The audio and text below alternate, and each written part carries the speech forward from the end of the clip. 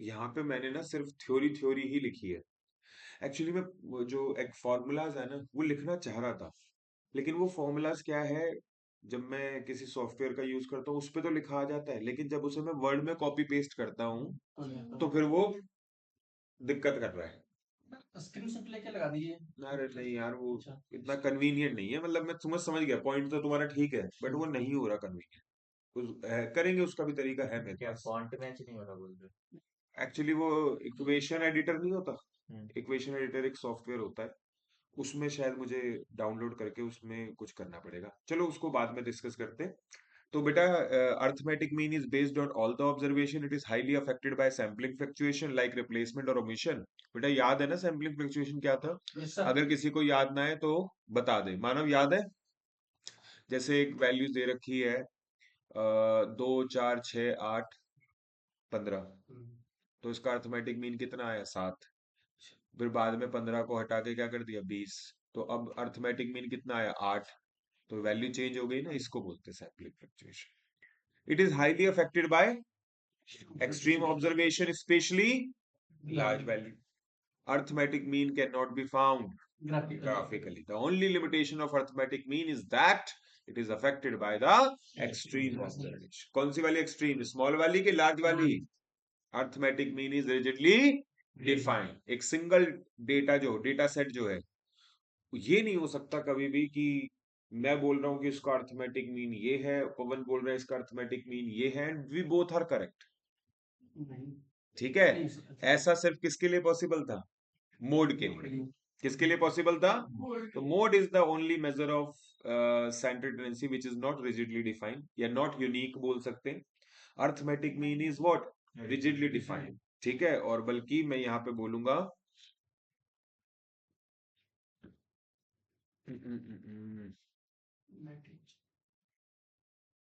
That is unique. क्या बोला? That is unique. ठीक है, और ये लास्ट में तुम्हें बहुत हेल्प करेंगे। मैं तो देखो प्रिंट मैंने टाइप कर ही दिए, ठीक है। इसे, भाई मेरी कोई स्पीड तो नहीं है, टाइपिंग में पॉसिबल नहीं था मेरे लिए, तो मैंने इसमें उसका जो आजकल आया ना एआई टूल्स हैं उनका यूज ले लिया। ज्यादा तो हमें चलाने नहीं आते, लेकिन जितने आ रहे हैं उससे हमारा काम हो रहा है। हमें कौन सा साइंटिस्ट बनना है यहाँ, ठीक है।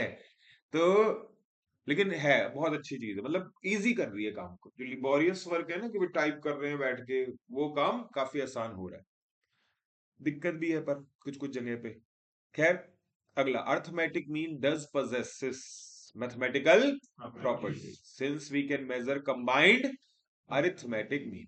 फायदा सबसे बढ़िया है, कोई स्पेलिंग मिस्टेक नहीं, कोई ग्रामेटिकल मिस्टेक नहीं। ठीक है, हम मैं अगर कुछ करूं भी तो अपने आप ही वो एआई टूल क्या कर देता है, उसे ठीक कर देता है। ठीक है। Arithmetic mean does possess mathematical property since we can measure combined arithmetic mean. Mathematical property आए तो समझ जाना कंबाइंड अर्थमेटिक मीन होता है। The most commonly used measure of ascendancy is because it is simple to calculate based on and widely applicable in various statistical analysis. However, it is sensitive to an extreme value which can sometimes distort the representation of data. मतलब खराब कर देता है, data को represent कुछ और कर रहा होता है जबकि डेटा कुछ और होता है। समझ गए ना? चलिए, प्रॉपर्टीज ऑफ अर्थमेटिक मीन में आप सबको पता है, इधर इंक्रीज और डिक्रीज बाय अ कांस्टेंट, तो arithmetic mean will also increase और decrease by the same constant, और इसको क्या बोलते थे? Change of origin. If all the values are multiplied और डिवाइड बाय अ कांस्टेंट, तो अर्थमेटिक मीन भी मल्टीप्लाई डिवाइड हो जाता है, और इसको क्या बोलते थे? Change of scale. ठीक है। Property number 3, sum of deviation taken from arithmetic mean will always be equal to 0। याद है ना? बस मैंने वो अलजेब्रा, मतलब अलजेब्रा में नहीं लिखा। क्यों नहीं लिखा? क्योंकि फिर वो दिक्कत आ रही थी। वो वैसे सही लिखा जा रहा था, लेकिन यहाँ कॉपी पेस्ट कर रहा था वर्ड में, तो दिक्कत आ रही थी। प्रॉपर्टी नंबर 4 कौन सा है? Combined arithmetic mean. और प्रॉपर्टी नंबर 5 है sum of squares of deviation taken from arithmetic mean is always least. ये डिस्कस करिए हमने प्रॉपर्टी। अगर मान ले मैं बात करूं कि सर ये कौन सी प्रॉपर्टी है, तो मैं आपको बता देता हूं बच्चे। ये है आपकी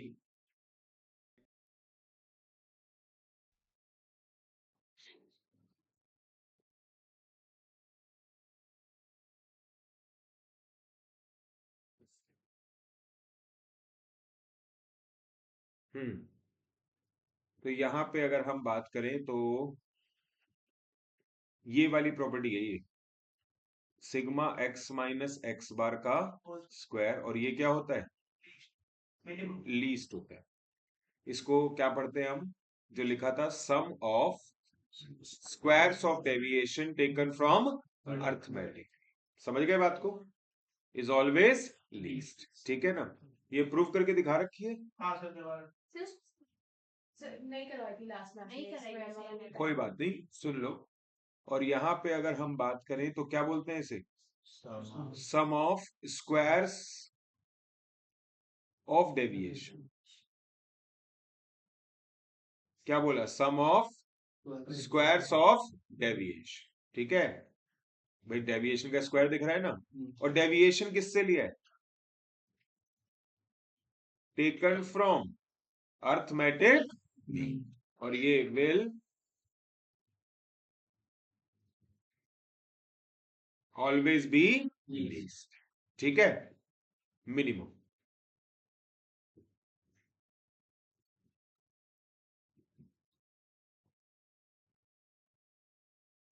ठीक है भाई। सर आपने इधर नहीं करवाई थी पुरानी क्लास में? हाँ वो तो पुराना, पुरानी ठीक है ना। तो अब जरा देखो यहाँ पे, अरे ठीक है भाई, ये समझ में आई बात। अच्छा मैं आपको प्रूव करके दिखा देता हूँ, ये देखो, अगर x की वैल्यू दे रखी है 2, 4, 6, 8 और 20, ठीक है, आप सबको पता है कि इसका टोटल क्या है, इसका टोटल क्या दे रखा है, 40। तो x बार हो गया sigma x divided by 40 divided by 5, answer क्या हो गया, 8। तो x की सभी वैल्यू में से x बार माइनस करना पड़ा, तो 2 में से 8 गया, और स्क्वायर भी कर देते हैं, 2 में से 8 गया तो क्या बचा, 6, स्क्वायर कितना हुआ, 4 में से 8 गया 6 में से 8 गया 0, और 144, है ना। अब इसका टोटल करके देखते हैं, तो 36 और 44 कितने होंगे, 180 और 16, 200 आ रहा है। और मैं कह रहा हूं कि ये मिनिमम है।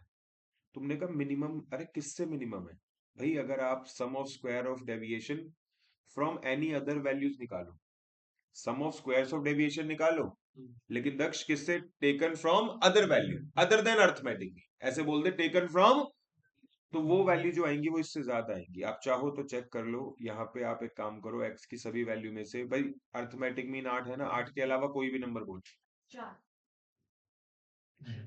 ठीक है, 2 में से 4 गया, 2 का स्क्वायर 4, 0, 4, 16, 20 में से 4 गया, 16 का स्क्वायर 256। अब बेटा इसका बता टोटल, तो 200 से तो ज्यादा ही आएगा, क्योंकि यहाँ पे एक नंबर ही, तो ये बल्कि 260 है, 280 हो गया, है ना।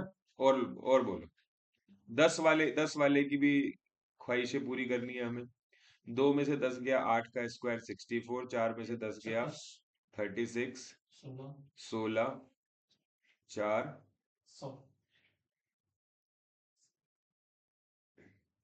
16 और 4 20, 200। 20। आपने नोटिस कर लिया होगा मिनिमम कहाँ पे आ रहा है, जब डेविए सम ऑफ स्क्वायर ऑफ डेविएशन किससे लिया जा रहा है, अर्थमेटिक मीन से।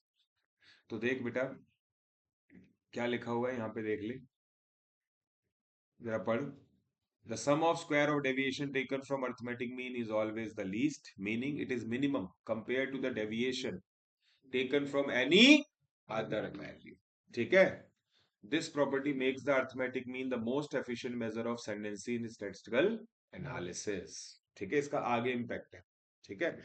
बल्कि मुझे ऐसा लगता है मैं यहाँ पे ये लाइन में ये लिख दूं, meaning it is the minimum compare to the square of deviation, जी sir it is minimum compare to the, सिर्फ डेविएशन ना लिखे क्या लिख दूं, स्क्वायर ऑफ डेविएशन, सही है ना।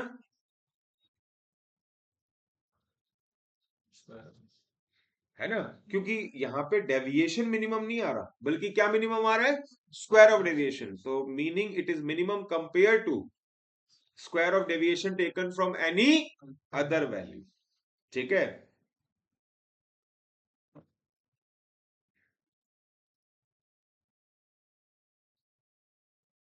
अदर देन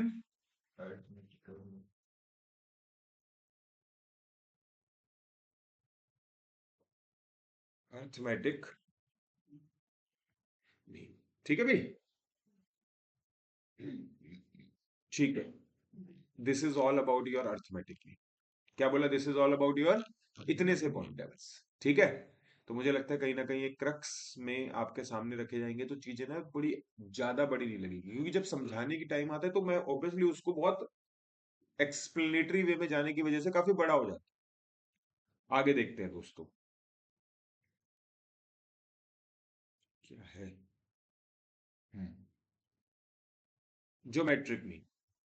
ज्योमेट्रिक मीन की डेफिनेशन क्या है? Geometric mean is the nth root of the product of n positive value. हालांकि बड़ा अफसोस है मुझे कि मैं यहाँ पे फॉर्मूला नहीं लिख पा रहा, लेकिन कोशिश करूंगा वो भी ठीक कर दूंगा। ठीक है, तुम ये कर सकते हो कि जैसे मान लिया मैं तुम्हें शेयर तो कर दूंगा, लेकिन तुम जब मैंने ये डेफिनेशन लिखी है तो उसके नीचे क्या लिखो? फॉर्मूला भी लिखो, क्योंकि और भी बहुत कुछ है। देखो दोस्तों, मैं दोबारा से बता रहा हूँ, मैंने बोला अभी मैंने पढ़ाने का स्टाइल क्या कर दिया, पहले सीधा सीधा क्लास में वो बताओ जो पेपर में आता रहता है। ठीक है, लेकिन मैं, मेरे मन से वो हिचक जा ही नहीं रही, वो हेजिटेशन जा ही नहीं रहा कि नहीं कम बता के भी काम चल जाएगा। पता नहीं क्यों एक अजीब सा डर रहता है कि कल को अगर कुछ भी ऐसा पूछ लिया जाए जो अभी तक नहीं आता था, या इन जनरल नहीं आता है लेकिन एकदम से आ गया, तो कई बार क्या होता है बेटा, कुछ सिलेक्टेड से क्वेश्चन भी, मैं कहता हूँ सिलेक्टेड छोड़ो, सिर्फ एक दो क्वेश्चन भी कई बार पेपर में ऐसा दिमाग खराब कर देते हैं कि कॉन्फिडेंस डाउन हो जाता है ना। तो मतलब मुझे वो डर है, तो इसीलिए मैं जितनी भी बातें हो सकती हैं वो सारी ही बताने में इंटरेस्टेड हूँ। समझ गए बात को? और मैं हमेशा से ऐसा ही करता आया हूँ, इतने साल हो गए पढ़ाते हुए। तो अब और फिर क्या होता है, जब इतना पढ़ा देते हैं तो फिर ये नहीं लगता है कि अरे यार पेपर में पता नहीं क्या आएगा। बच्चे का पेपर उसकी तैयारी के हिसाब से ही होगा, अच्छा या बुरा, लेकिन ऐसा नहीं होगा कि वो ये नहीं कहेगा कि सर आपने ये नहीं कराया था। समझ रहे हो बात को? तो अब अगर हम सोचे कि यार बच्चे के लिए आसान करने के लिए कि यार ज्यादा हो जाता है, इन्हें थोड़ा सा वो बता दो बस जो पेपर में आता है, फिर तो ये डर लगा रहता है कि कल को कुछ कॉन्ट्रडिक्टरी ना आ जाए। ठीक है, चलिए। तो geometric mean is the nth root of the product of n positive value. Mind ये तो पता ही, ये प्रोडक्ट होता है ना। और वैल्यूज कैसी होनी चाहिए? पॉजिटिव। और फिर उनका कौन सा रूट होता है? nth रूट, याद है ना? अच्छा, geometric mean is a special type of average. It is used to find the average rate of change or growth over time, especially in financial and economic data. It is particularly useful when dealing with the ratio, percentage or exponential growth. है ना? Relatable है, समझ में आती है बात पढ़ते वक्त। इंटरेस्ट रेट इसके है, इंटरेस्ट रेट हाँ बोलो। रेट इसके अंदर ही होगा। हाँ, इंटरेस्ट रेट परसेंटेज आ तो क्या। अब देखो इससे अगला पॉइंट क्या लिखा है, it is less affected by extreme value compare to arithmetic.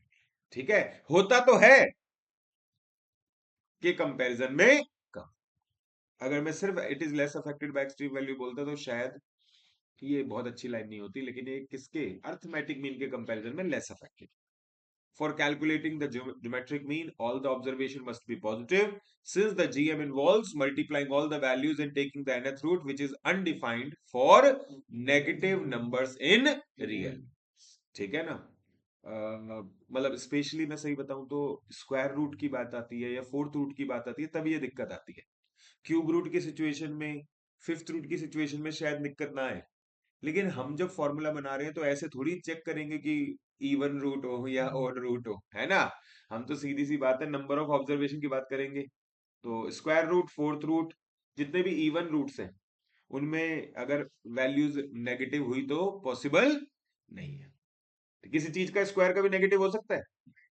किसी चीज का 4 की पावर 4 कभी नेगेटिव हो सकती है? तो बस वही प्रॉब्लम है यहाँ। ठीक है, और खैर आपको तो बस ये याद रखना है, all the observation must be positive. लेकिन लॉजिकल, मैंने पहले मैं सोच रहा था सिर्फ पॉइंट पॉइंट लिख दूं, लेकिन मैंने कहा नहीं, मुझे इसके एक्सप्लेनेशन भी लिखने हैं। तुम्हें याद रखने की कोशिश होनी चाहिए तुम्हें, क्योंकि बात सिर्फ इसकी नहीं है, इस चैप्टर की नहीं है बेटा, बात है आदत की कि तुम्हें कैसे पढ़ाया जा रहा है। आज सही पढ़ाएंगे, हमेशा ही सही पढ़ोगे। आज खराब कर देंगे, बस कि सिलेक्टेड सा बता दो, वो कर दो, ये कर दो, करते हैं ना कुछ लोग स्कूल लेवल में। और स्कूल लेवल में जो ऐसा करते हैं वो बच्चे पूरी लाइफ सफर करते हैं, मतलब लाइफ इन द सेंस अपनी पढ़ाई के टाइम पे तो सफर करते हैं। क्यों? क्योंकि स्कूल के टीचर ने कई बार क्या कर रहा था, इतना आसान कर देते हैं, सिर्फ ये पेपर में आएगा, ये पढ़ ले, कोई लॉजिक नहीं, इसको ऐसे याद कर ले। कई बार हमें ऐसा लगता है हम गलत हैं, लेकिन गलत तो वही लोग हैं। बट वो एक अलग बात है, ये सच बात है कि बच्चों को वही चीज अच्छी लगती है। क्यों? क्योंकि उसमें एफर्ट्स कम है। ये भी एक सच है, कड़वा सच है ना। तो अब जरा देखियो, होना रह गया कोई? नहीं। अच्छा, अगला। In geometric mean none of the observation should be zero. कोई भी ऑब्जर्वेशन जीरो नहीं होनी चाहिए, because multiply by zero make the entire product which result in which result in a gm of 0 making it meaningless for comparison. Geometric mean is based on all observation making it rigidly defined. जो चीज all observation है और ठीक है, Geometric mean is also affected by sampling fluctuation, though generally less than arithmetic mean. Sampling fluctuation से भी affect होता है, ये extreme value से भी affect होता है, लेकिन less than arithmetic mean. Since GM consider all the values in the data set, changes in the sample can slightly impact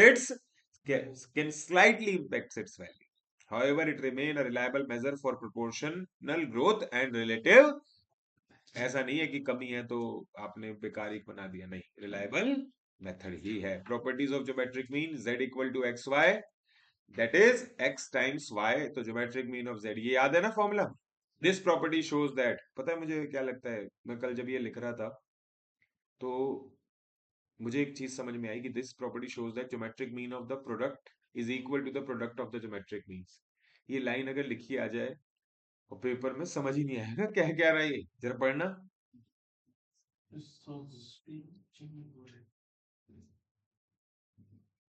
दो को मल्टीप्लाई करोगे सर ये भी अच्छी लाइन है। जो मैं एक मिनट रुक जाए, geometric mean of product x और वाई प्रोडक्ट है ना, geometric mean of product of two values, geometric mean of product of two values will be equal to the product of their geometric mean. Sir हाँ हाँ, बहुत अच्छी line है। X और Y का, एक्स और वाई प्रोडक्ट है, x और वाई के प्रोडक्ट निकालने के बाद जो वैल्यूज आई उनका ज्योमेट्रिक मीन बराबर होगा एक्स के ज्योमेट्रिक मीन और वाई के ज्योमेट्रिक मीन के प्रोडक्ट के। देख अब लाइन पढ़ो दोबारा, खुद से एक समझने के लिए पढ़ो। Geometric mean of a product, product मतलब x into y, geometric mean of a product is equal to the product of the geometric means. ठीक है, यानी कि एक्स इंटू वाई करके जो नया डेटा बनेगा, एक्स इंटू वाई करके जो नया डेटा बनेगा उसका जो ज्योमेट्रिक मीन होगा वो एक्स के ज्योमेट्रिक मीन और वाई के ज्योमेट्रिक मीन के प्रोडक्ट है। खैर चलो, तुम ज्यादा मत ध्यान दो, जितना समझ में आ रहा है तुम्हारा काम, तुम्हारा ऊपर तक बहुत है, ठीक है। एक ना मूवी थी वो आमिर खान की जिसमें वो भूल जाता है गजनी, तो उसमें ना क्या नाम है उसका, जो बड़ा अच्छा वो है कॉमेडियन जो कपिल शर्मा शो में भी आता है, गुलाटी, सुनील ग्रोवर। सुनील ग्रोवर ने उसमें वेटर का रोल किया होता है, ठीक है। तो आमिर खान सिंघानिया विंघानिया जो भी होता है ना, मतलब उसकी एक्टिंग करके, मतलब हीरोइन के साथ एक्टिंग करके आता है कि मैं सिंघानिया बन के चलूंगा, जबकि वो एक्चुअल में भी सिंघानिया ही होता है।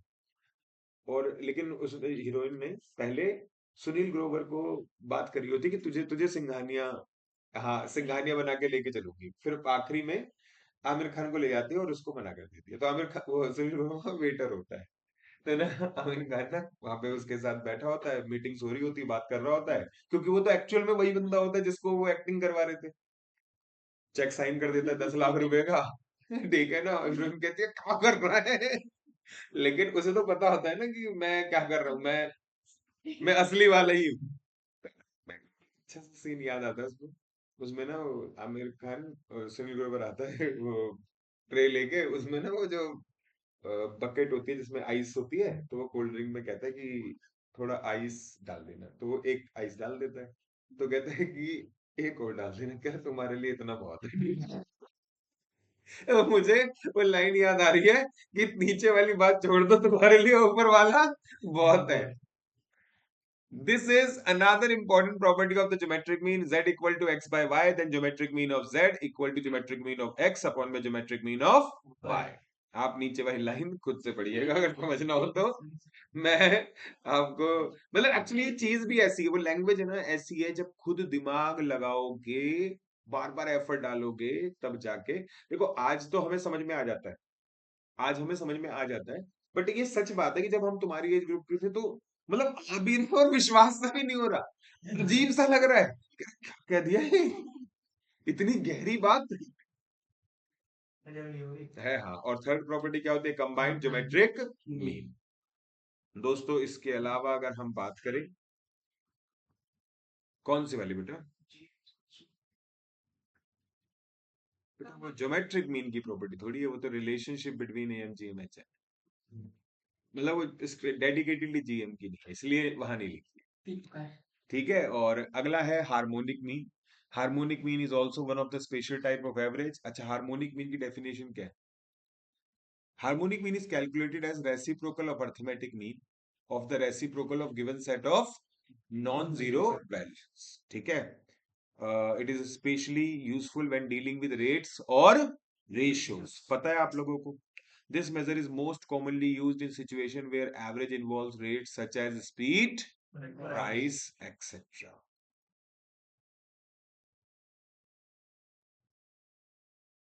हाँ भाई, मानव समझ में आ रही है बात? ठीक है. Point on harmonic mean.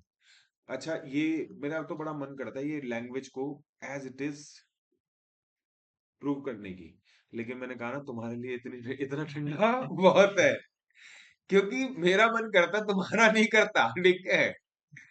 तो अब यहाँ पे देखो, point of harmonic mean. For calculating the harmonic mean none of the observation should be zero. कोई भी वैल्यू जीरो नहीं होनी चाहिए. मैंने ऊपर डेफिनेशन में ही बोल दिया क्या, non zero values, because the formula involves reciprocal of the values. If any observation is zero the reciprocal become undefined. है ना. 1 में जीरो क्या हो जाएगा? 1/x करते थे ना एचएम में.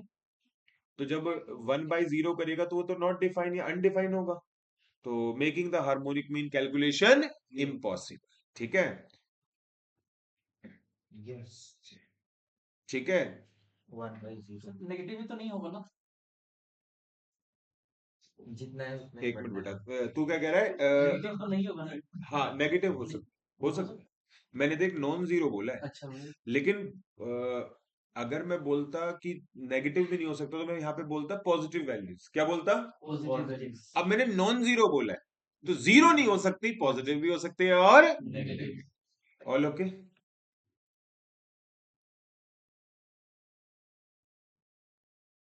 ठीक है.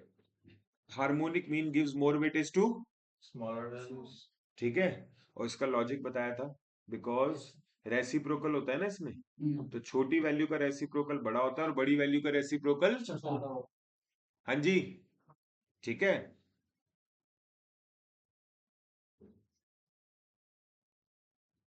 Harmonic mean is based on all the observation, making it rigidly defined and affected by sampling fluctuation, just like arithmetic mean and geometric mean. Properties of HM के नाम पे सिर्फ combined HM. ठीक है. तो ये मैंने आप लोगों को क्या करवाया, all the points of HM. Median mode के नहीं लिख पाया था, बट मीडियन मोड में वैसे भी काफी कुछ बता चुका हूँ, और अभी पता चल जाएगा कि आप कितने कैपेबल हो गए हैं रिगार्डिंग थ्योरी है. कोई टेस्ट होगा अभी? नहीं बेटा, सिंपल इंटरेस्ट कंपाउंड इंटरेस्ट का बना के लाया हूँ. सुन ले. तेरे को मुझे नहीं पता तूने किसने लिखा था मैसेज तुझे? सर मैंने लिखा था. तूने लिखा था वो कि मेरा ये तैयार नहीं है, मेरा वो तैयार नहीं, कुछ ऐसा. इसको कितने? कोई बात नहीं बेटा, बकरे की अम्मा कब तक खैर बनाएगी. ठीक है. हाँ. नहीं, मैं बस इतना ही बोलता हूँ, इससे ज्यादा मुझे थोड़ा सा ना हिंसा लगती है. ठीक है. और मुझे समझ नहीं आता, मुझे ऐसा लगता है कहावत है, बकरे की अम्मा कब तक खैर बनाएगी, शायद वो बकरे के लिए बोला जा रहा है ना. किसी दिन तो कितने? ये लाइन नहीं, किसी दिन तो छुरी के नीचे आएगी, ऐसे करके लाइन है. तो अब इसमें ये जो लाइन राइम बन रहा है, इसमें तो बकरी की बात हुई हो रही है, लेकिन बात तो बकरे की हो रही है. नहीं समझे? ऐसे मतलब ऐसे बोलते हैं. समझ गए मैंने क्या कहा? कह दिया हमारे लिए कोई- हम पहली लाइन से ही समझ गए।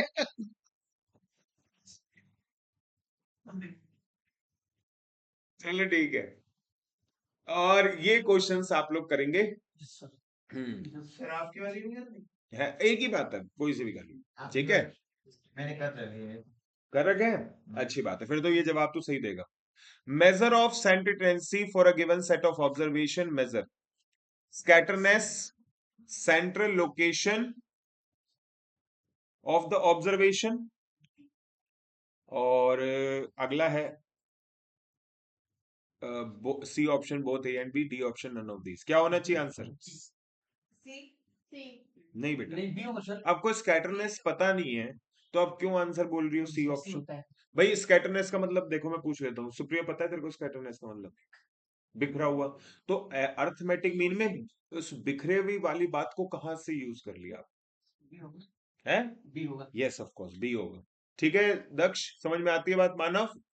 स्कैटरनेस जो होता है बिखरा हुआ, वो अगला चैप्टर जो है ना डिस्पर्जन, उसमें पढ़ेंगे। While computing the arithmetic mean from a grouped frequency distribution, we assume that the classes are of equal length.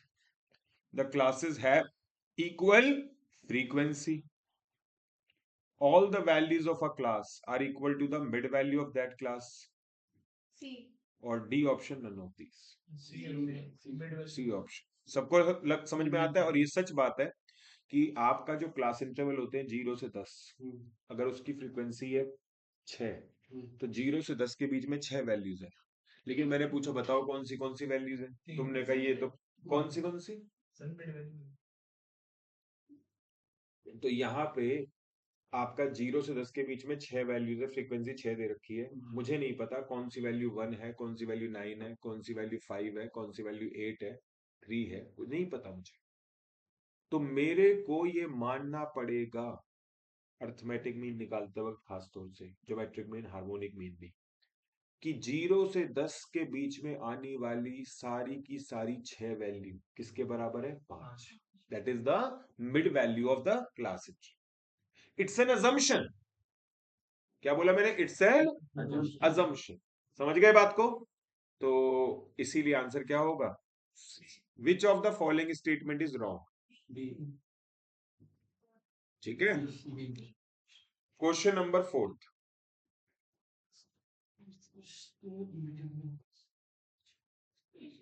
Sir B is the best है। ए। ठीक है, क्वेश्चन नंबर 5। ए। Arithmetic. बेटा थोड़ा सा इस पे ध्यान दीजिए, मीडियम। और यहाँ पे आपका अगर हम बात करें,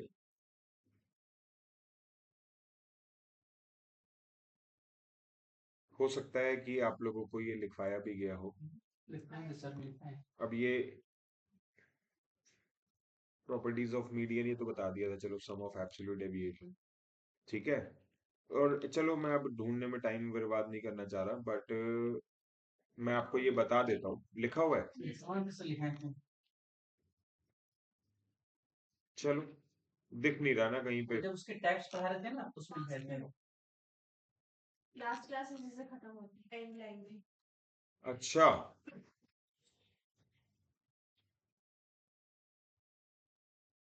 और ये देखो यहाँ पे देख लेते हैं फिर तो।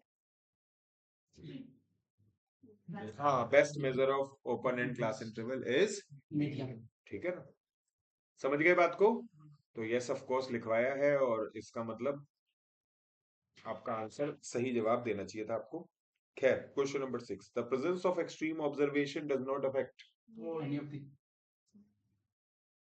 Mode is the wrong answer and the correct answer is median. The median कहाँ पे होता है? बिल्कुल शुरुआत में, बिल्कुल लास्ट में, या बीच में?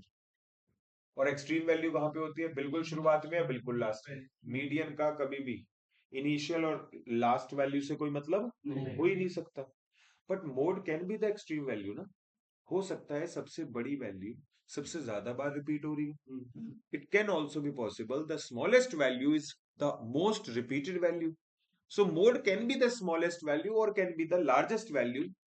हाँ, It can be the middle value. Mode can be anything. But median cannot be the smallest value. Median cannot be the largest value. That's why median is not affected by extreme observation. Understood? Very good. In case of even number of observation, which of the following is median? अगर even number of observation है तो median क्या होता है? Any of the two middle most values. Average of the two middle values. याद है ना भाई, बीच की दो वैल्यूज का average. Most commonly used method of sentence is. Which one of the following is not unique? Mode. Because the same data have two values of mode. मैंने बोला कि इस डेटा में सबसे ज्यादा बार रिपीटेड 5 है. पवन ने बोला कि सर 6 भी तो वही उतनी बार रिपीट हो रहा है. और मैंने कहा हाँ मैंने देखा नहीं. तो इसका मतलब the mode of this the given data can be is 5 as well as 6, but that cannot be happen in case of finding arithmetic mean, geometric mean, harmonic mean, median, quartile, decile, percentile. Except mode, that cannot be possible. ठीक है? There can never be a situation जहां पे आपका एक data के अंदर मैं median निकालूं और मीडियन में बोलूं 7 आया. पवन कहता है सर 8 भी तो आ सकता है. नहीं, 7 है तो 7 लिया. तुमने कहा कि लेकिन सर जैसे इवन ऑब्जर्वेशन में तो बीच की दो वैल्यूज होती हैं, तो हम दोनों वैल्यूज को मीडियन नहीं बोलते, उन दोनों के एवरेज को मीडियन बोलते. तो इसका मतलब क्या हुआ? सारे के सारे एवरेज के फॉर्मूला रिजिडली डिफाइंड है. क्या है? सिवाय किसको छोड़ के? मोड को छोड़. और रिजिडली डिफाइंड मतलब यूनिक, नॉट यूनिक मतलब not rigidly defined. All okay? ठीक है. Which of the following measure of sentence is G है? Which measure या measures of sentence is or are considered for finding the average rates? आप सबको बात है rates की बात जीएम के अंदर भी हुई, और तो आंसर क्या होगा? अब इधर देखो क्वेश्चन नंबर, जल्दी करो बेटा. For a moderately skewed distribution, which of the following relationship hold? और यहाँ पे आप देख सकते हैं लास्ट क्लास के अंदर इस बारे में डिस्कशन हुआ है. Mode equal to 3 median minus 2 mean. और मोड में मैंने इस तरफ भी मीन माइनस करा, तो इसे ऐसे भी लिख सकते हैं, और मैंने बोला था इसको ऐसे या ऐसे, दोनों में से कोई से भी तरीके से लिख सकते हैं. ये वाला तरीका यहाँ पे दे रखा है, और इस हिसाब से आंसर कौन सा हो गया? A option. Weighted averages are considered. याद रखना दोस्तों, अगर बात की जाए वेटेड एवरेजेस आर कंसीडर्ड, तो आपको याद रखना है, when the data are not classified, the data are put in the form of group frequency distribution, all the observation are not of equal importance. और D option both A and C. तो मैं सही मायने में बताऊं कि नहीं, answer है सी ऑप्शन. और आप लिखो, चाहे तो वहां लिख लो जहां पे weighted AM, weighted GM, weighted HM का फॉर्मूला लिखवाए थे ना, वहां लिखो.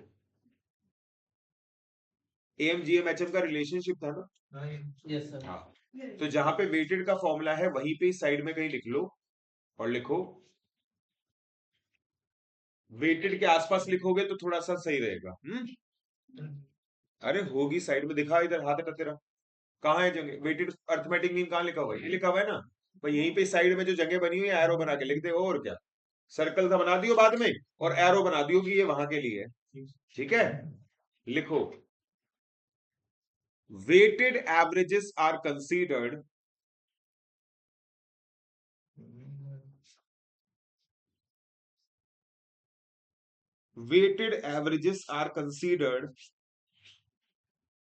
when all the observation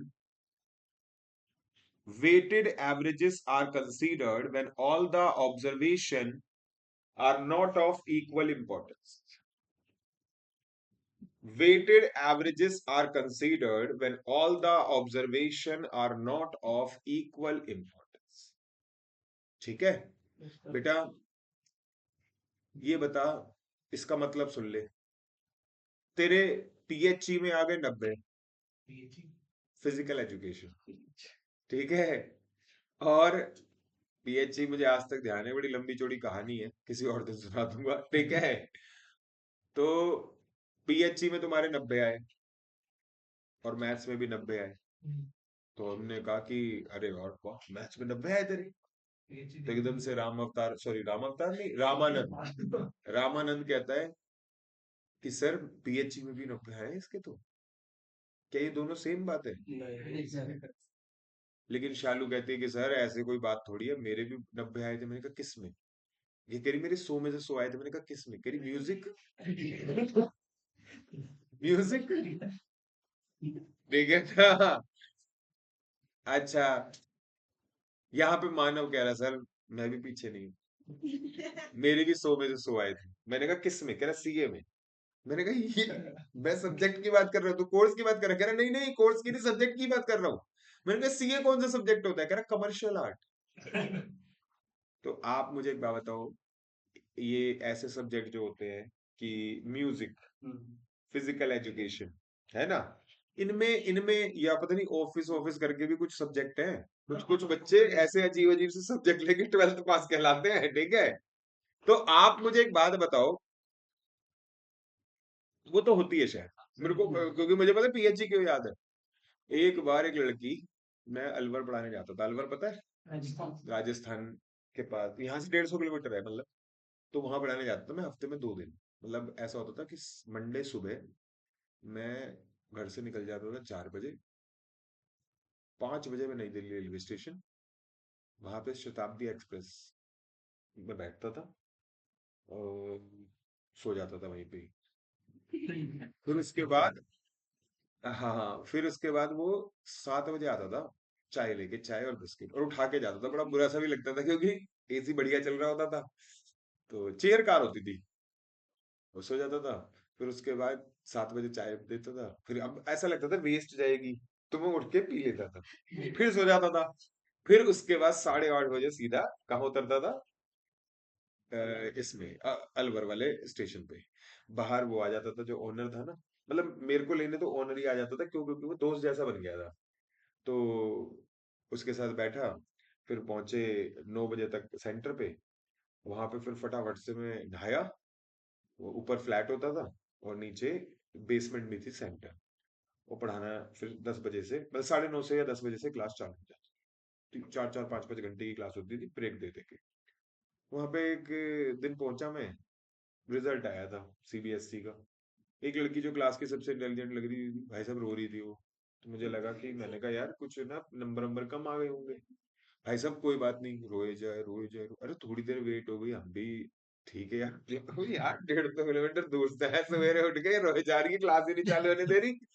तो फिर मैंने थोड़ा सा ऑब्वियसली मैंने पूछा बेटा किस में कम रह गए आपके? मैंने उससे पूछा, हाँ मैंने पूछा मैथ्स में कितने? 96। फिर मैंने पूछा इसमें कितने? सब जगह 93 96 93 96। मैंने कहा फिर बेटा कम किस में रह गए? पीएच 80 के करीब आएंगे। मैंने पीएचडी, तो भाई साहब मैं बड़ी देर तक सोचता रहा कि मैंने कहा फिजिक्स, ये फिजिक्स क्यों बढ़ती होगी? मैं भाई साहब अंदर से परेशान, या हिल रहा है दिमाग, कह रहा कि ये फिजिक्स क्यों बढ़ती होगी। फिर मैंने किसी बच्चे से पूछा, मैंने कहा पीएचडी क्या होता है? Physical education. मन तो दो चांटे और मारो इसके।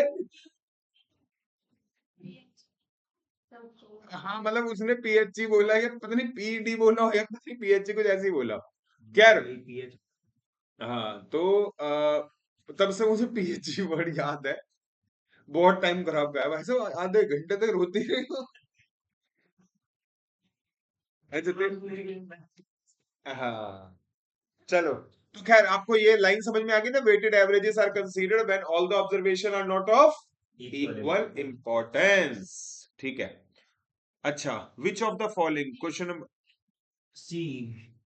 और यहाँ पे पवन का जवाब बिल्कुल बाकियों से अलग। तू बता दक्ष, तू भी कुछ बोल दे।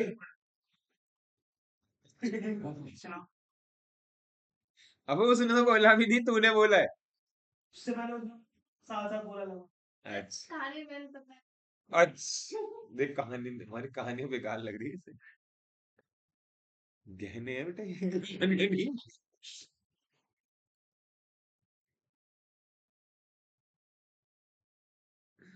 कब तक पढ़ेगा? कल सुबह पनवेल भी निकलना है हमें। 2 घंटे का। अच्छा, इसका तो 1 घंटे का है ना, सीएमए का।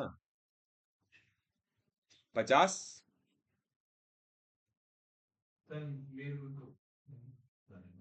चारों में से कोई भी नहीं लग रहा तेरे को?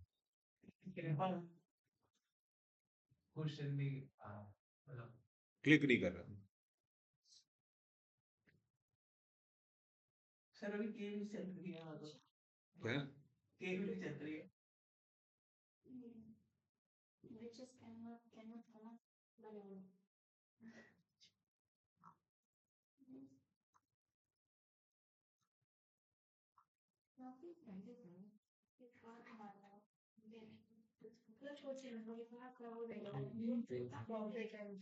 जहाँ पे आपका वो जहाँ पे लिखाया था ना AMGM HM के रिलेशन, वहां देख मिलेगा तेरे को।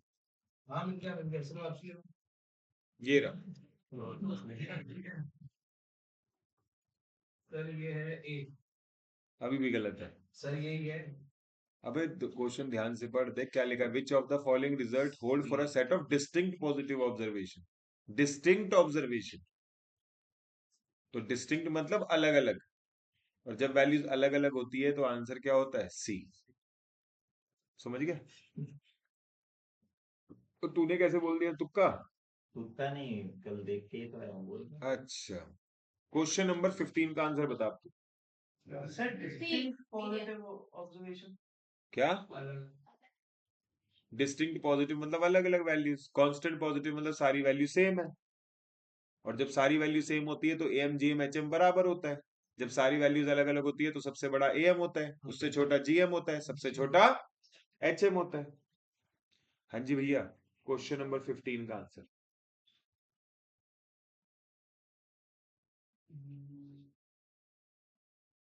सी मीडियम। तू बता भाई। बोर्ड होना चाहिए तुम बताओ सुप्रिया। मीडियन। दक्ष। सर मीडियम हम्म। मीडियम मानव। सर बी लग कैसे लग रहा है? 10 यार ये क्या बात हुई? एक नंबर के चुड़ैल बच्चे हो तुम। चुड़ा है आंसर क्या है? When a firm register both profit and losses. Profit मतलब पॉजिटिव नंबर, लॉसेस मतलब negative number. Which of the following measure of tendency can not be consider. किस मेथड को नहीं लगाना चाहिए? क्या अर्थमेटिक मीन में एक्स वैल्यूज नेगेटिव और पॉजिटिव दोनों हो सकती है? हाँ।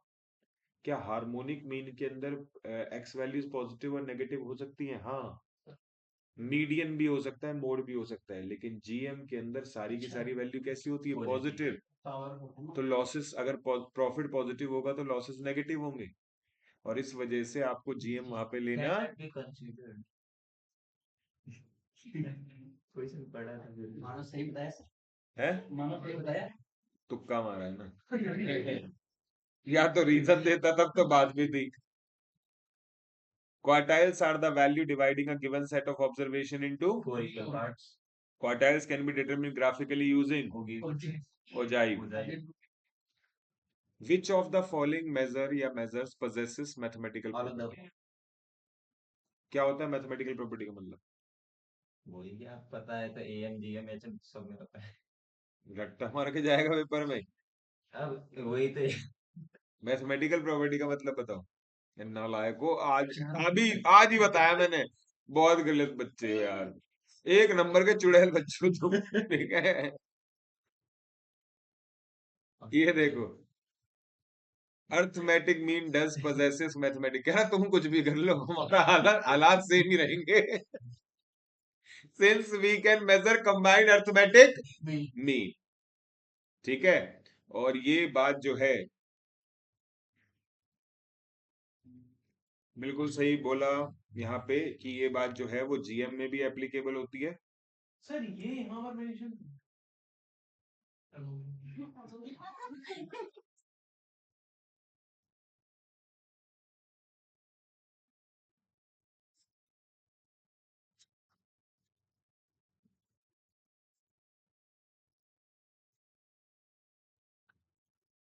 सर नीचे भी ज्योमेट्री कम सर डायरेक्ट जीएम लिख दीजिए, क्या उसमें समझ जाएंगे।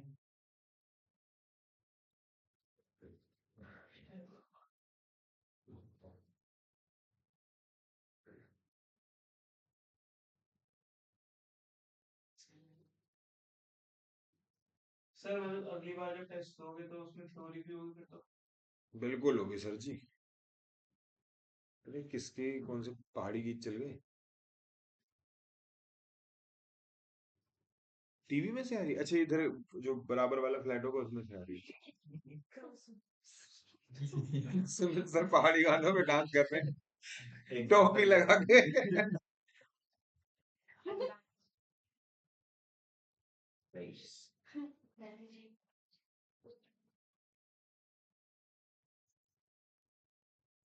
कौन कहा जा रहा है?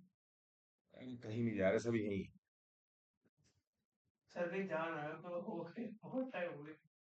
अरे अभी कहाँ से थक रहा है तू? सर ऐसा लग जैसे कई सालों से ये। चल कोई बात नहीं। अभी देखो, तो भैया मैथमेटिकल प्रॉपर्टी एएमजीएम और एचएम। क्या मतलब था मैथमेटिकल प्रॉपर्टीज का? मानव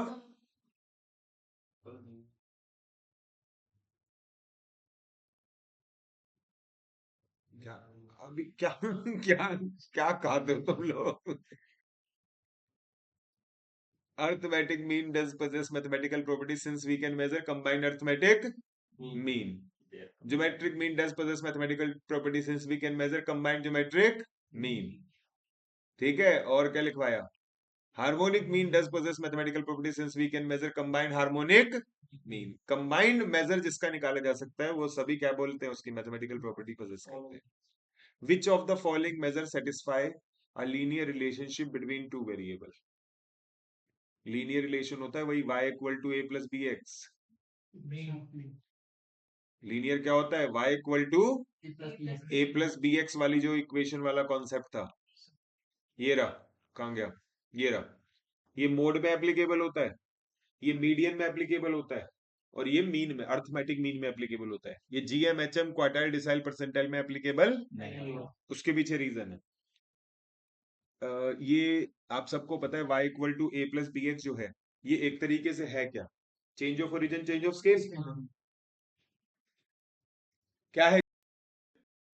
अच्छा सुनो, सभी वैल्यू में, अगर x की सभी वैल्यू में आप 5 से मल्टीप्लाई करेंगे और 10 प्लस करेंगे, रिपीट करो मैंने क्या बोला, 10 से प्लस करेंगे तो अर्थमेटिक मीन क्या होगा?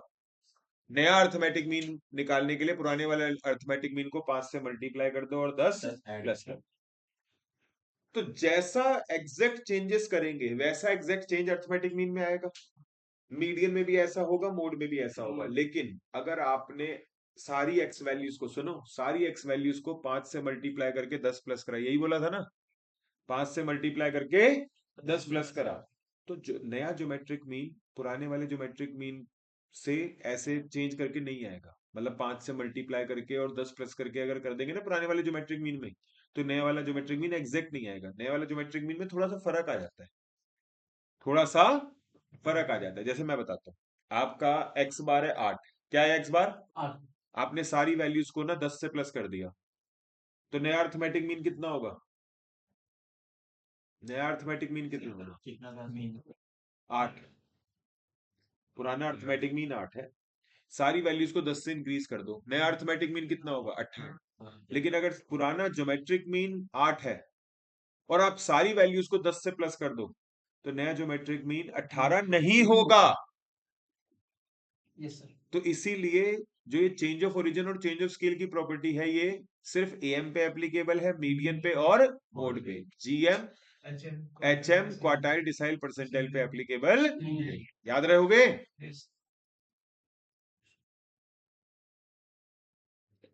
Which of the following measure of ascendancy is based on only 50% of the central values?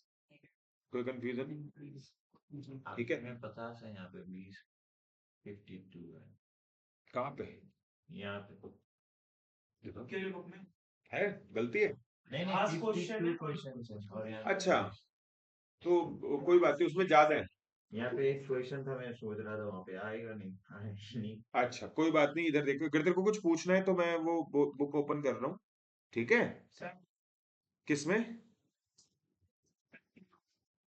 किसके? ठीक है बेटा, बताओ कौन से, मेरी वाली बुक में से कौन सी एक्सरसाइज खोलूं? 14.1। दोनों ओपन कर लेता हूँ, 14.1 भी और 14.2 भी, ठीक है? अब जिसको जहां से जो डाउट है पूछो, और बताओ जरा फिर ये, पहले तो मैं, हाँ बता कौन सा? सर मुझे एक डाउट है क्वेश्चन नंबर 27 में। Question number 27। 27 में सर, सर 27 के अंदर डाउट ये है कि if the mean of 1 2 3 to n इज 6 देन n इज, तो मैंने ये क्वेश्चन करा था, सॉल्व नहीं हुआ, मैंने गूगल पे डाला तो इसमें 6 की जगह 6n/11 आएगा। देखो यहाँ पे आपको सबको पता है नेचुरल नंबर है, नेचुरल नंबर का सम क्या होता है बताओ? n+1 डिवाइड बाय 2, ये सम होता है। और इसको नंबर ऑफ ऑब्जर्वेशन किससे डिवाइड करेंगे? n से। तो आंसर फिर किसका बराबर आ गया? 6 की। तुमने सिग्मा x अपॉन में n ही तो करा ये। हाँ सर। हम्म। तो अब ये 2 कहाँ आ गया? नीचे। बोलो। यस। तो ये बेटा जी n से ये वाला n क्या हो जाएगा? तो ऐसे में n+1 अपॉन में 2 इक्वल टू 6। तो n+1 equal to 6 multiply by 2, और n इक्वल टू कितना? 12 - 1 यानी कि 11। पक्का? हाँ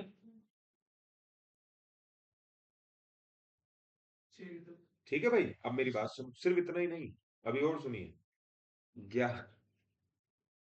11 ऑब्जर्वेशन का टोटल कितना होगा? पहली 11 ऑब्जर्वेशन का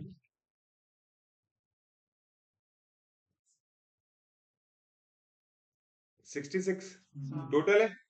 66 को 11 ऑब्जर्वेशन से डिवाइड करोगे क्या आएगा? 6। भाई इसका मतलब पूरी तसल्ली के साथ हमें पता है कि आंसर क्या है।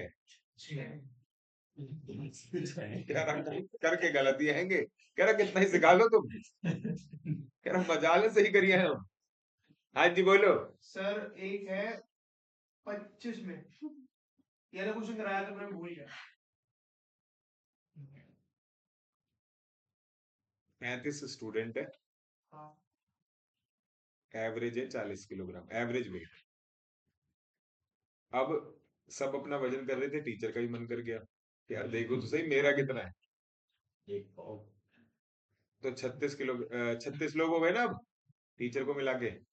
और फिर एवरेज वेट आया 40.5 किलोग्राम। कुछ बच्चे कहते हैं आधा किलोग्राम। अरे यार कैसी बातें कर रहे हैं यार, सोच तो लो, पढ़ते ही नहीं है इसका मतलब तुम क्वेश्चन, बस सॉल्व करने में लगे पड़े। दोस्तों सबको पता है ये एक फॉर्मूला होता है। Yes sir. तो आप 35 स्टूडेंट का टोटल निकालो, 35 मल्टीप्लाई बाय 40,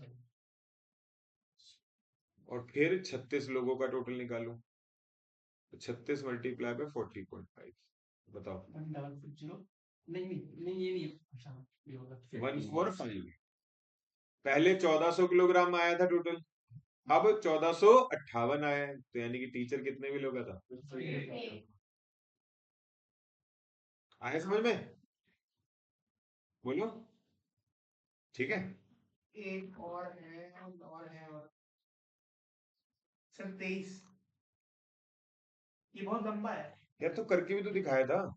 सर करे करो डाउट है, यार ये क्या बात है, जो नहीं क्या लगे रहो बस, यार रुकना नहीं है। नहीं करे उनमें तो। यार ये तो गलत बात है। ये ले, यहाँ पे देख, ये करवा रखा।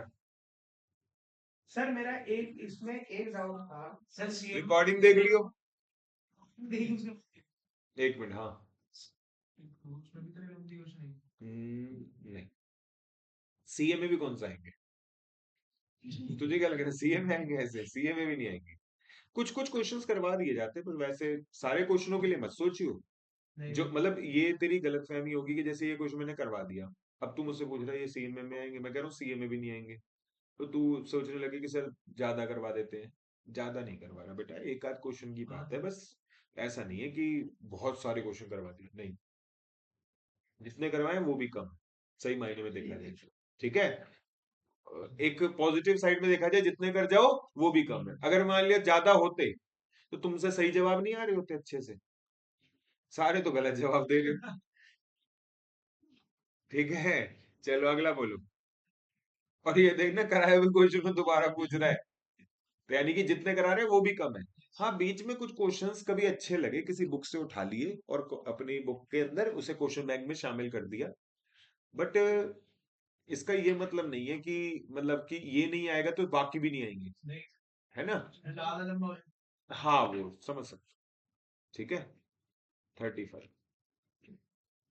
सर मैथ्स का क्या सिलेबस है?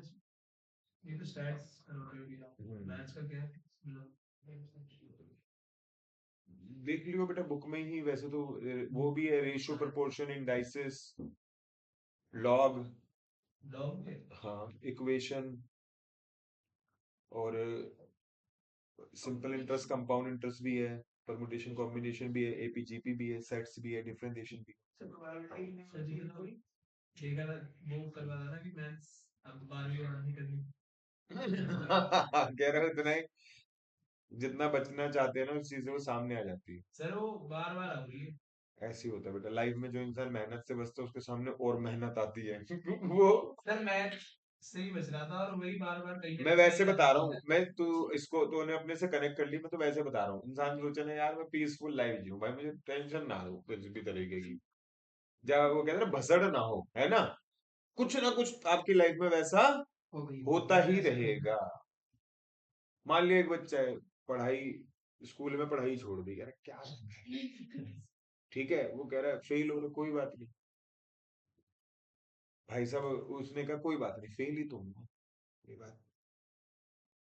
इतने में एकदम से उसको टीचर का कॉल पेरेंट्स को चला गया कि अगले साल से आपके बच्चे को हमारे स्कूल में एडमिशन नहीं मिली। अब ले, आगे लाइफ में बस। तो आप बच नहीं पाओगे, तो इसलिए ज्यादा बचने की बजाय ना, जो चीज से ज्यादा डर लगता है उसमें अपने आप को माहिर कर लो, जिससे कि फिर टेंशन खत्म हो जाती है। भाई ये देखो, ये क्वेश्चन भी करवाया हुआ है यार, बड़ा बुरा लगता है ये इसका समझ नहीं आता क्या करा जाए। कराए हुए क्वेश्चन दोबारा। अच्छा, चक्कर क्या है, इट्स नॉट अबाउट यू, हर बार यही होता है। अच्छा, मेरा मन करता है जब कभी डाउट्स भी पूछते हैं ना बच्चे की, और कुछ नया क्वेश्चन लाए, वही उठा के वही से ही वाला दोबारा कराते ना। तो फिर मुझे लगता है वो रिकॉर्डिंग जो बनाई हुई है वो किस लिए, उसमें से कर तो लगा। लेकिन मैं इसका मैं सोच रहा हूँ इसका ना एक तरीका है। मैं एक काम करता हूँ यार, इनकी रिकॉर्डिंग बना देता हूँ, जैसे एक एक्सरसाइज 14.2, मतलब अलग से बना के रख देता हूँ, तो कि भाई ये लो। फिर एक रिकॉर्डिंग बना देता हूँ जिसमें कंप्लीट क्वेश्चन हो, एक बना देता हूँ सम सिलेक्टेड क्वेश्चंस ऑफ एक्सरसाइज 14.2, और उसमें क्वेश्चन नंबर भी डाल देता हूँ। तो मुझे लगता है कुछ ऐसा करने से शायद मेरी ये प्रॉब्लम्स खत्म कम होगी, है ना। बनी बनाई है। मान ली जैसे डाउट पूछा, क्लास का टाइम भी खराब नहीं होगा, बेटा ये वाली वीडियो देख ली, नहीं। आपके व्यूज भी आएंगे। यार पता है क्या, व्यूज व्यूज का चक्कर में तो बेकार है, टीचरों ने पूरा कोर्स कोर्स डाल रखा है, पूरा कोई कोई कोई बच्चा नहीं देख रहा। मतलब देखने वाला देखता है लेकिन वो बहुत लिमिटेड से होते हैं। मैंने ये भी देखा, अगर मैंने पूरा कोर्स भी डाल दूं, इसका मतलब ये नहीं मेरे पास बच्चे पढ़ने नहीं आएंगे, क्यों, क्योंकि मैंने यूट्यूब पे डाल दिया, नहीं। एक मॉरल सपोर्ट और भी बहुत सारी चीजें होती हैं जो सिर्फ वीडियो के अलावा चाहिए होती है। अब ये देखना, ये वीडियो देख तो आया, फिर वो कह रहा है दोबारा बताना, ठीक है। ये देख भाई, वो भी सेम बंदे हाँ वो भी सेम बंदे की, sum of deviation of a certain number of observation, sum of deviation, ठीक है। तुझे ध्यान है ना इसे ओपन कैसे करते थे, याद आया ये।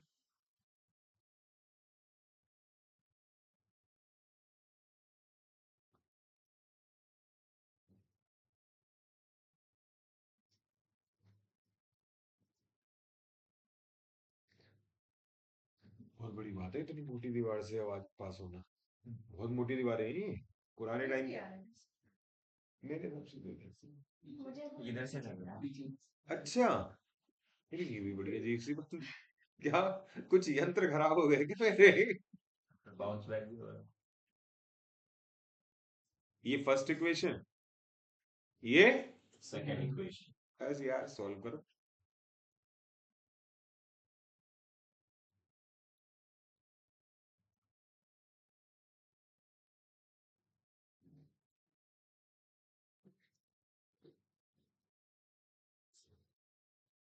सही वाला क्वेश्चन करा था सही है। चल ये तो तेरे को पता होगा, ये पता है कि नहीं पता? सॉल्विंग करनी तो आप लैंग्वेज समझ नहीं आता। उस पर घर पे टाइम दो। सम ऑफ किसका? डेविएशन का। किसकी? कुछ ऑब्जर्वेशन की। किससे? फ्रॉम 4, यानी कि सब में से क्या माइनस हुआ है? इसको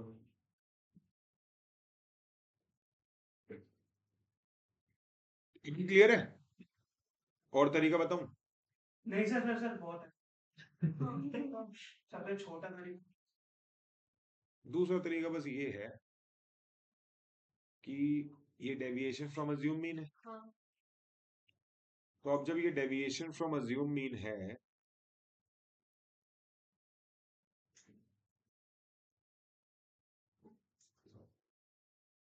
सिग्मा एक्स माइनस 4 कितना था? 72।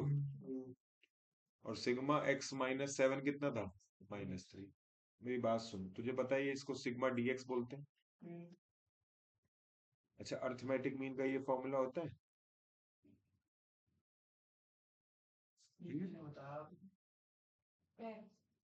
हाँ मतलब है वीडियो में।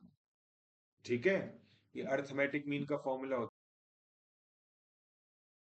ठीक है, तो आपका यहां पे अगर हम बात करें एक्स बार की, तो ए का मतलब क्या है? जो माइनस किया होता है उसी को बोलते हैं। डीएक्स कितना है? अच्छा, अगर ए 7 लेता हूं तो तब डीएक्स कितना आ जाएगा आपका? अच्छा, डेटा सेम है। क्या बोला? डेटा सेम है। तो अगर डेटा सेम है तो दोनों को क्या कर दो?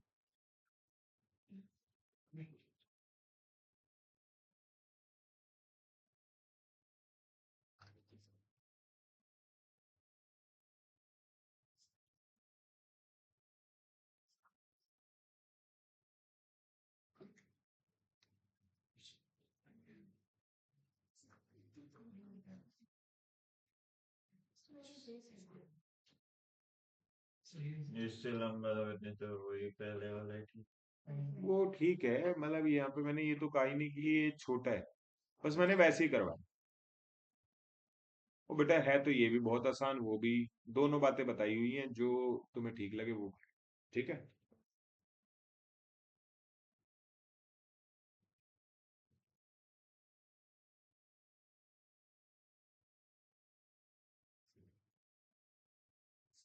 3 बटे 25 बताओ कितना होता है? 0.1 वन। 1 2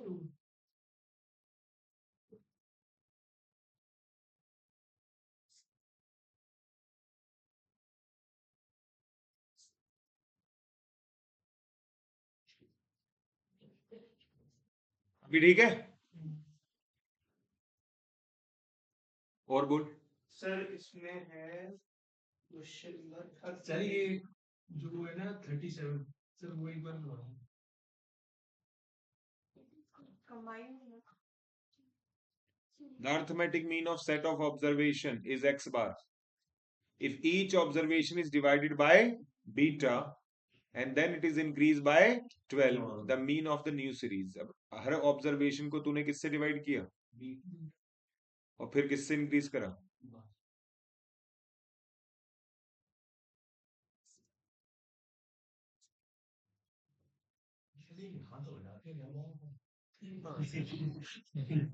ठीक है, कोई बात नहीं। अगला, हाँ ये बड़ी नॉर्मल सी बात है, और बाई प्रैक्टिस। अच्छा टाइम दो, मैथ्स को ना टाइम दो, इसके हिस्से का टाइम दो इसे। आप इसको इसके हिस्से का टाइम नहीं दोगे तो चीजें वैसे टर्न अप नहीं होंगी जैसी आप चाहते हो। ठीक है, कोई भी चीज है यार, डेवलप करने के लिए टाइम देना पड़ता है। A firm readymade garments makes both men's and women's shirt, ये पूछा है ना। Yes sir. Profit average is 6% on sale. Average profit 6 है, 6% है कुछ। It's profit in men shirt, अच्छा ये मेन और women दोनों का होगा, क्योंकि मेंस का कितना है 8%, वुमेन्स का कितना है पता नहीं, लेकिन ये पता है कि women's की शर्ट कितनी होती है 100 में से 60। नंबर ऑफ वुमेन शर्ट 60 और नंबर ऑफ मेन शर्ट फिर कितनी हो जाएंगी 40। अब यार अब निकाल ले इसमें क्या, मैं कंबाइंड मीन से निकाल ले। ये देख वैसे करूं, दोनों मेंस और वुमेन्स का टोटल मिला के 100 लोग हो गए, 100 इंटू 6 600। अरे बोल, ये टोटल प्रॉफिट हो गया मेंस और वुमेन्स दोनों के से। मेंस से कितना फायदा होता है 8 रुपए के हिसाब से 40 शर्टों पे 4 अठे 32, 320। समझ में आया मैं क्या कर रहा हूँ, या प्रॉपर तरीके से करूं। नहीं सर। ठीक है, और 200, अच्छा एक्चुअली तुम्हें पता है ना एमसीक्यू में यही तरीका प्रॉपर है। इंस्टेड ऑफ दिस पूरा लिख लिख के ये प्रॉफिट कौन से कमा, ये यानी कि बचा हुआ 280 कहां से आता है वुमेन्स के शर्ट से, और कितनी शर्टों से आता है 60 से। तो 280 60 से आता है, तो एक शर्ट से बताओ कितना है।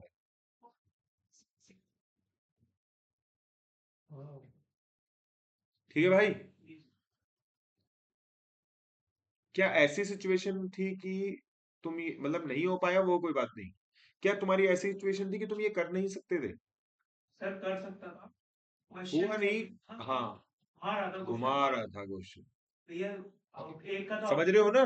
यानी कि इसका मतलब आपको इस सब्जेक्ट के हिस्से का प्रॉपर टाइम इसे देना पड़ेगा, नहीं तो क्या होगा, आने के बावजूद भी ऐसी कोई चीज थी सॉल्व करते वक्त जो तुम्हें बताई नहीं गई थी, लेकिन क्वेश्चन ने घुमा दिया। तो लैंग्वेज को इंटरप्रेट करने का जो क्वालिटीज हैं वो तभी डेवलप होगी जब आप इस सब्जेक्ट को इसके हिस्से का क्या दोगे टाइम। और ऐसा नहीं है कि हम कभी बचपन से ही ऐसे थे, हमें भी ऐसे ही क्वेश्चन घुमाता था, लेकिन जब हम इस बात से फ्रस्ट्रेट हो गए कि कब तक ऐसे ही चलता रहेगा, तो फाइनली एक दिन आया जब हमने सोचा कि भैया अब हमें ये इस चीज से मतलब और ज्यादा सफर नहीं करना है, और हमने पीछे पड़ गए इसके। आप समझ रहे हो क्या बोला, पीछे पड़ गए सब्जेक्ट के। वो सब्जेक्ट के पीछे ऐसे पड़े, हमने तो सिर्फ सब्जेक्ट से ही बात करी थी, टीचर बनने का तो कोई शौक था ही नहीं, लेकिन वो समझ लो कि वो वहां की मेहनत आज काम आ रही। समझ गए बात को। नहीं तो जैसे आपके हालात है वैसे ही हमारे हालात थे, और कोई भी ऐसे बोले कि मैं तो ऐसा था मैं तो वैसा था। आज भी जैसे मैं ये तो मान सकता हूँ कि कोई कोई बच्चे को कंफ्यूजन कम आते हैं। क्या बोला, कोई कोई बच्चे को कंफ्यूजन कम आते हैं।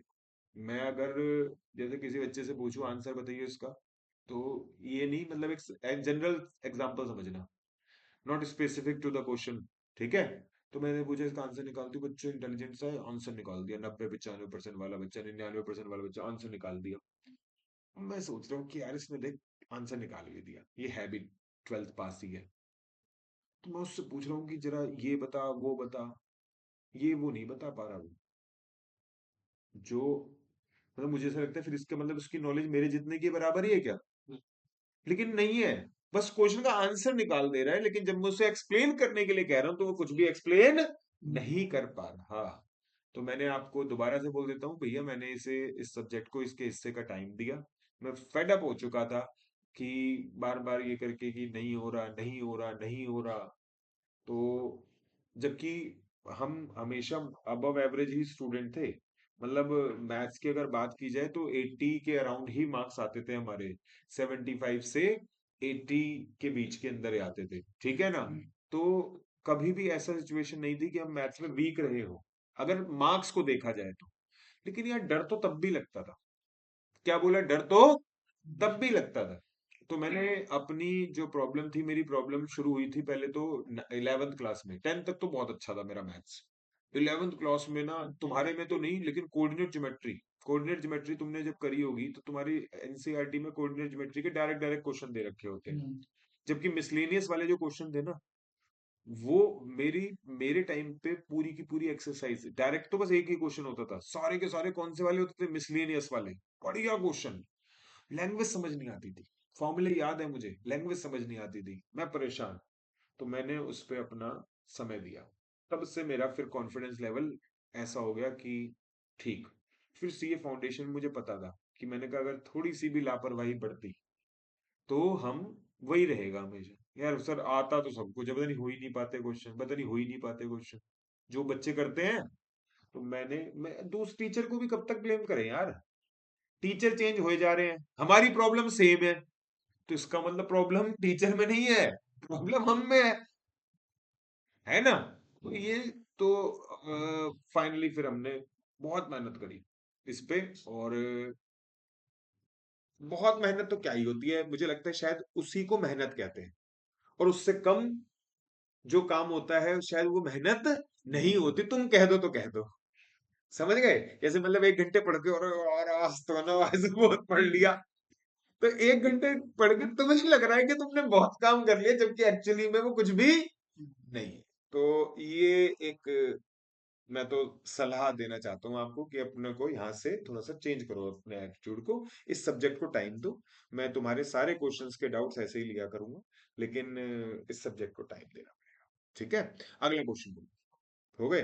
अच्छा तू बता भाई, तूने 14 16 पॉइंट 19 20 16 19 और 20, लो भाई। यार ये तो तुम लोग भी बताओगे, हाँ जी। भाई देखो सुप्रिया, ये क्वेश्चन क्या है, पढ़ के बताइयो।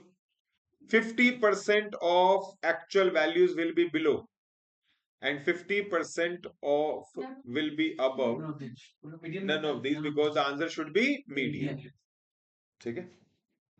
ठीक है, 16 और कौन सा बोला, 19 19 19 और वो सेम सेम था 21 that can be calculated from a frequency distribution with दोनों में open मीडियन and था, median। एक में मिस्टेक, वो 19 में मिस्टेक हुआ था, मैंने मीडियन किया अब 19 देखो 18 देखो, क्या कह रहा है, कंफ्यूज मत कर। था। नहीं 19 और 21 बोल रहा हूँ। बस अब तू चुप हो जा, ठीक है। 19 और 20 बात तय हो चुकी है, सौदा पक्का हो चुका है, पैसे ट्रांसफर कर दो, ठीक है। 21 और 21 बोला। अच्छा 21 बोला है यार, राम विनय भाई, राम विनय नाम है ना तुम्हारा। चल यार, बुरा तो नहीं मानता यार, बुरा मत मानी। 19 the method which divide the observation into equal parts is, median ही है इनमें तो। मैंने दोनों में मीडियन करा था, लेकिन एक में सही हुआ और एक में गलत हुआ। बुक के आंसर से नहीं, कुछ एक आध जगह हो सकता है। क्वेश्चन नंबर 20 बताना है, 21। 21 वो भी तो मीडियन ही है। Dash decide the total number of observation into two equal parts, median दोनों जगह। क्वेश्चन नंबर 19 का कह रहा है तू कि 19 और 21 में से किसी एक जगह सही था और एक जगह हाँ। गलत। देखे जरा 19 का, रुक जा यार, ऑप्शन देती हूँ। मैं ऑप्शन आंसर पे पहुंचा। 19 का आंसर देख, अब तू आंसर देख के बता, आंसर देख के बता। 19 का डी।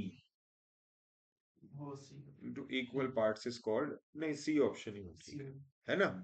और 21 का, 21 का तो सी था वही। ठीक है ना, एक जगह गलत, ठीक है। चलो और बोलो, नहीं हो गए।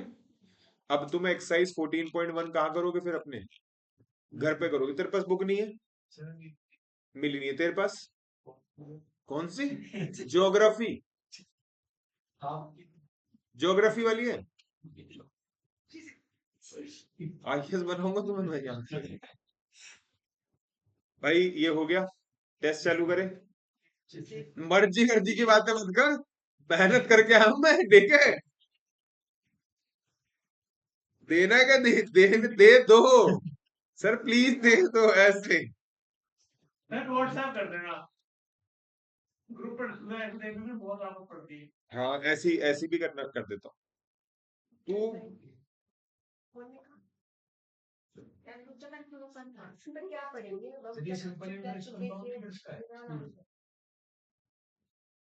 हाँ कर सीधा। तेज पे करना है कैमरे में। तो डिफरेंस वाला एक बार देखने को बोल दिया। ले भाई व्हाट्सएप करूं, देखता हूं मैं व्हाट्सएप पे as it is copy paste हो जाएगा। नहीं हो जाता है। इनका तो फॉर्मेट हम लोग को अच्छा से मतलब नहीं दिखेगा। अरे भैया वहाँ हो गया लग रहा अरे ये बहुत बढ़िया बात हो गई। अच्छा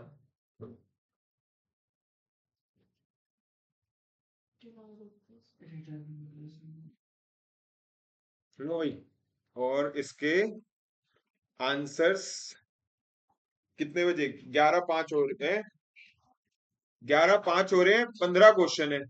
कितनी देर देनी चाहिए पर, कितनी देर देनी चाहिए 15 क्वेश्चनों के लिए? 25 मिनट तो 11:30 बजे ले लूंगा। सर आपको व्हाट्सएप पर पूछना प्राइवेसी है ना व्हाट्सएप आपकी उनके लिए हमें क्यों देना मैं इस पर